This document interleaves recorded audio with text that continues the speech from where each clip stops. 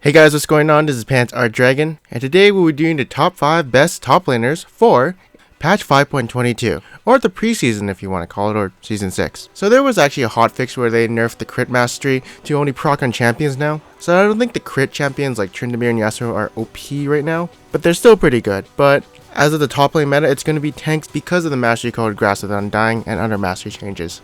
But with all that being said, we should probably get started.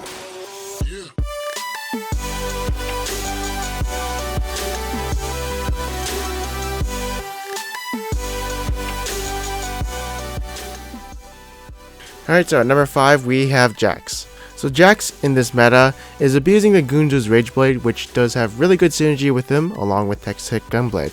As we all know, Rageblade is a really OP item right now and is only good on champions who scale with attack speed, AP, and attack damage. Because of this item, when he obtains it, he gets a really big power spike and snowballs incredibly well. Obviously when he's behind, it can be a while until he gets this item, but he can definitely make a comeback, and as we all know, his ultimate does scale with AP and AD, so he's fairly tanky, and in the meta of bonus armor, that definitely helps him.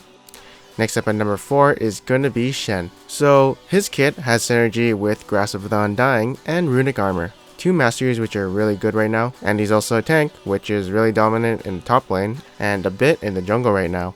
And yeah, he's really sustaining with just building health, as his Q does scale with health, along with his passive, which does more damage. Then he has like low pressure with his ultimate, so he can bring some assistance to the bot lane, and he's also one of those champions who can run Ignite if he wants to, for more kill pressure.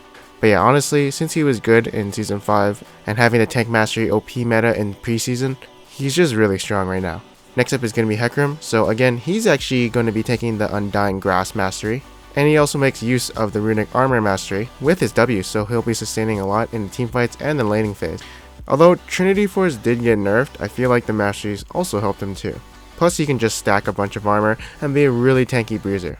Also, if you guys didn't know, Swifties got buffed in this patch, so I feel like Swifties can be a really good item on him unless you absolutely need Ninja Tabi or Mercury Treads. But yeah, IMO, I'd probably go Swifties because it's cheap. And next up we have Mundo. So Mundo on patch 5.20 was actually pretty strong. The changes to his E giving him 5% maximum health damage on his next auto attack, and also being an auto attack reset made him really good for trading with the enemy. And there was also a change before that where he can just press Q and kill an enemy and get the full health back on his Q cost. So it made him a very safe farmer in certain matchups. And again, the masteries, they do scale with him. People aren't going Runic Armor, they're going Veteran Scars. And yeah, I guess you can say on his next auto attack with his E, he'll be doing 8% damage.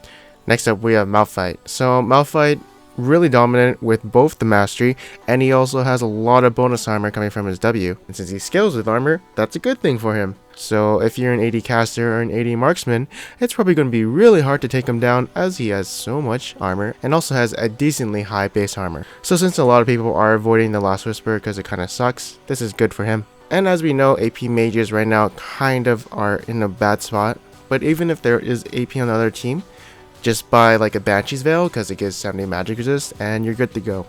Either way, as you can see in this tier list, tanks are so dominant right now with the new mastery changes, and just building a bunch of armor since bonus armor is the dominant strategy in this game.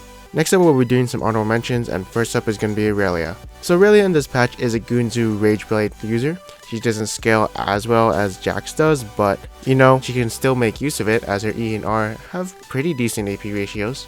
And unlike Jackz, she can actually go into 12-0-18 and get the Grasp of the Undying and make use of the Runic Armor since her W and R, you know, restore some health. But yeah, right now she's in an alright spot. It's just tanky champions are just dominant right now. And next up we have Gangplank. So Gangplank is a champion that got nerfed after Worlds, and obviously it's a tank meta, but he's still dominant because he actually has one of the few abilities which can pierce armor penetration, not bonus armor penetration, with his barrels. And of course, just making those team fights very one-sided if he actually gets a nice barrel combo onto the enemies. Trinity Force is still good on him since it does give cooldown reduction and a bit more crit. Obviously it has been toned down a bit, but you know, actually benefits a bit more maybe. He never really liked attack speed, so I think it's a bit of a buff for him. And also now he can go Essence Reaver, and he doesn't really have to worry about mana, but he can also get free cooldown once he gets his Infinity Edge afterwards. So I feel like it's really nice for him. Critical chance is easier to get also. And yeah, that's about it. Thank you guys for watching this video. I hope you guys enjoyed it.